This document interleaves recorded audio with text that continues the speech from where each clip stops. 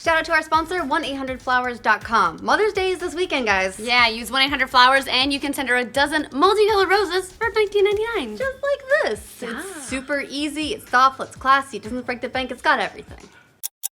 Yes, my master. Welcome to the Know. I'm Turney. I'm Master Jenkins. It's May the 4th, so it was only inevitable that we'd be talking about Star Wars today, and we have some cool new Star Wars news to talk about. Obligatory May the 4th be with you. Yeah, I'm not sad about it. May the 4th be with you. Yeah, Star Wars. Nothing like a made-up, fun-based holiday to bring us some gaming news, I guess. And what sweet, sweet news it is. As part of the May the 4th celebrations, EA announced a brand new Star Wars game coming from Titanfall creators Respawn Entertainment. If you think that means we're getting Titanfall with a Star Wars skin, you might be pleasantly surprised this time around. It's not Battlefront.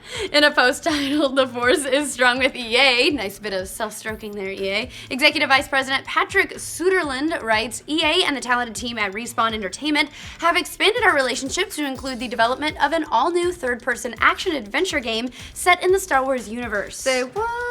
Sutherland went on to praise Respawn Games' ability to create exciting gameplay and then added, with a new team led by Stig Asmussen, we get to see what they can do when you combine that great attention to gameplay with the power of Star Wars. The mention of Stig Asmussen makes this news just a tad bit juicier. For those of you who aren't totally up to date on the musical chairs of video game industry personnel, Which you'd be forgiven for, because it's always changing. Absolutely. Asmussen is the lead director of God of War 3. He left Sony Santa Monica to join Respawn back in 2014 to work on an untitled project, which we now know is the new Star Wars game, although it's still untitled, I guess. On Respawn's blog, the dev gushed over how exciting it is to be working on a Star Wars game, writing fans should expect the exemplary level of quality first established at Respawn with Titanfall, a game that epitomizes our studio's dedication to slick, larger-than-life action and fun, groundbreaking mechanics. Let's just hope the game doesn't epitomize Titanfall's lack of players, too. I'm not sure that's the game you want to be holding up as your gold standard. It's true. Also, sick burn. This announcement is, of course, part of EA's exclusive deal with Disney, which they signed back in 2013 to bring us Star Wars games and DLC until all of our faces just shrivel up like Emperor Palpatine. Which apparently will take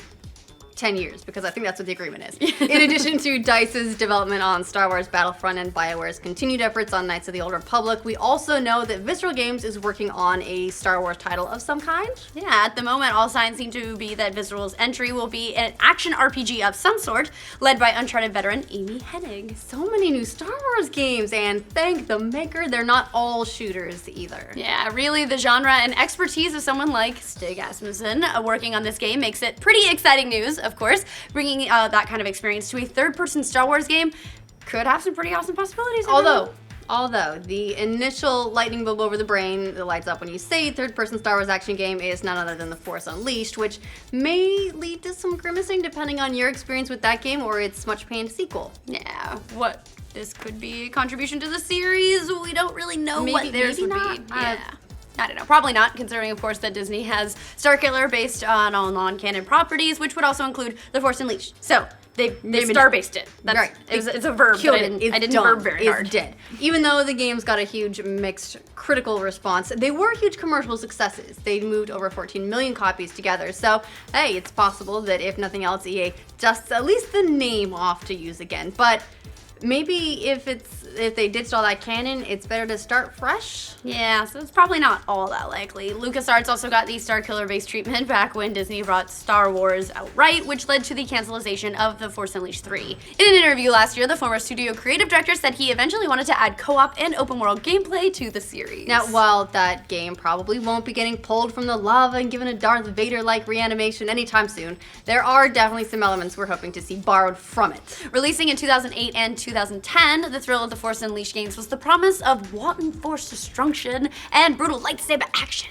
In the end, we got kind of mixed results, but it is hard to deny that the premise hasn't lost any weight in the intervening years. The premise was cool. Yeah. Attaching God of War-style combat to a lightsaber-wielding Force user would be a pretty badass combination. Of course, we don't know that that's the direction they're going in, but it's hard to imagine them going a totally different way. They've got this guy who's got a perfect expertise. Yes, while Respawn probably isn't rebooting The Force Unleashed here, they could be taking a cue from LucasArts' sole game in the story department, though. The Force Unleashed and The Force Unleashed 2 followed the events of Darth Vader's secret Sith apprentice to bridge the gap between episodes 3 and 4. Considering the original prequels are being covered by DICE, and it's not likely we'll see any games besides the LEGO games tackle current storyline material, at least not right now. Respawn could be working on a game that covers the distance from Return of the Jedi to The Force Awakens. That area is wide open. Master of the Jedi, Master Luke, Vader, Star Wars Jedi Master. That's what we'll call it. It's fine. I just want to say Jedi Master, Jedi Master, Jedi Master, and I'll fucking buy it. Yes. That's all it has to say. Yes, Jedi Master. Oh. With more than 30 years of stories to play with, plus the fact that everyone's dying for more Luke, it seems like some kind of territory primed for exploration. Just Want saying. that sweet Luke game, but you can just call it Jedi Master and I'll still play it. However, a light side Jedi wantonly killing baddies with its lightsaber does always cause a little bit of cognitive dissonance, which is why The Force Unleashed starred a dark apprentice in the first place. So, hey, who knows? Maybe this could be a game focusing on Kylo Ren's trials as he returns to the dark side. And all his adventures in Hot there. Topic.